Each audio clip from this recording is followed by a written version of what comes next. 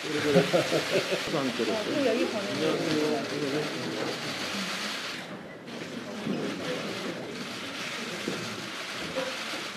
아따, 세장 출입하는 분들이 다 오셔서.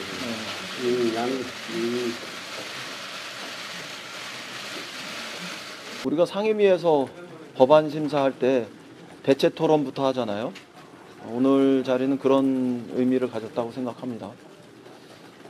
그리고 그 대체 토론을 통해서 핵심 쟁점이 무엇인지 이런 것에 대해서 확인하는 그런 의미를 오늘은 부여할 수 있겠습니다. 그래서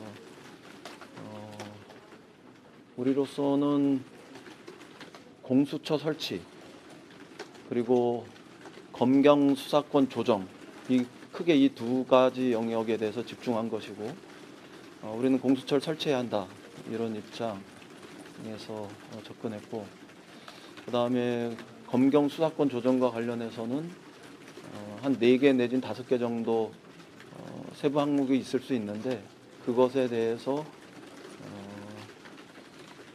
어떤 이견이 있는 건지 또 접근 지점이 있는 건지 이런 것에 대해서 확인했고 그러나 검경 수사권 조정과 관련해서 자유한국당이나 바른미래당에서 일정하게 이야기하는 부분들이 과연 지금 국민이 원하는 검찰 개혁의 요구를 상당 부분 수용하고 해소하는 이런 과정으로까지 가는 거냐 그것에 대해서 부족하다 이렇게 생각을 하기 때문에 여전히 공수처의 설치는 필요한 거다 이런 이야기를 전달했습니다.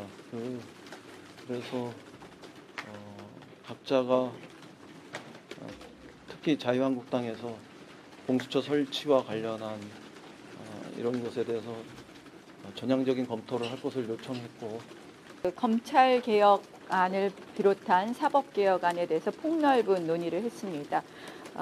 저희 자유한국당은 이 검찰 개혁을 포함한 사법 개혁에 앞장서도록 하겠습니다.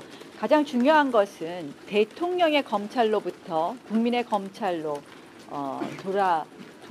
돌아오게 하는 것 굉장히 중요한 부분이라고 생각하고 검찰 개혁의 핵심은 대통령의 검찰이 아니라 국민의 검찰로 만드는 거라고 생각을 합니다. 두 가지 부분이 있다고 생각합니다. 한 가지는 검찰의 독립성, 중립성입니다. 또 한 가지는 결국 검찰의 무소불위의 권력을 제한하는 부분입니다.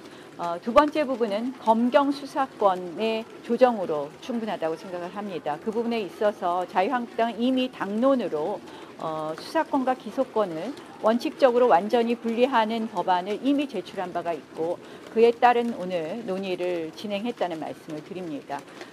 그 밖에 대통령의 검찰로부터 국민의 검찰로 돌려보내기 위한 것은 결국 검찰에 있어서의 인사, 예산, 감찰의 독립 등이 있다고 봅니다. 따라서 오늘 검경 수사권 조정뿐만 아니라 이 부분에 대한 의제도 제안을 했었고 그리고 그 밖에 저희는 이 사법 개혁의 틀이 완전히 완성되려면 아까 말씀드린 것처럼 검찰개혁뿐만 아니라 경찰개혁 부분도 같이 들여다보아야 한다는 것이 입장입니다. 특히 이 수사권을 전부 경찰이 가져갔을 경우에 또 비대해지는 경찰 권력을 또 그 안에서 또 제한할 부분이 있습니다. 그래서 이 부분도 함께 논의할 것을 제안했다는 말씀을 드립니다. 이 대통령 입맛대로 멋대로 하는 검찰 그리고 사찰기구인 공수처에 대해서는 공유하기 어렵습니다. 공수처는 특별검찰이고 네, 공수처는 결국 특별검찰이 되고 만다는 말씀을 드립니다. 공수처 관련해서 오늘 민주당이랑 조금의 좀 접점을 좀 찾은 부분이 있을까요? 오늘은 일단 각 당의 안을 좀 말씀을 드렸고요. 특히 각 당의 입장을 말씀을 드렸고 특히 이 지금 검찰과 경찰의 수사권 조정을 이렇게 완벽하게 수사권과 기소권을 분리하는 쪽으로 간다면 공수처의 필요성에 대해서 다시 한번 아마 민주당도 검토할 수 있는 부분이 있지 않나 이렇게 보고 있습니다. 이 정도 하겠습니다. 수고하셨습니다. 기본적으로 검경 수사권 조정에 대해서는 큰 틀의 방향에 대해서는 공감대가 형성된 것 같고요. 여전히 공수처 부분에 대해서는 약간 좀 이견들이 있습니다. 설치에 대한 필요성에 대해서 하냐 마냐의 부분들이 여전히 남아 있는 거고요. 뭐 그런 정도의 내용입니다. 예.